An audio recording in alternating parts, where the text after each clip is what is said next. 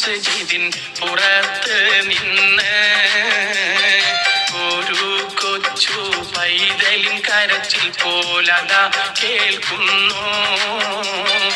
അത് കേട്ട സ്വഹാബത്തോരടങ്കലും വെളിയിൽ ചെന്നേ അതിശയ കഥയൊന്ന് അവിടമിൽ അരങ്ങേറുന്നേ.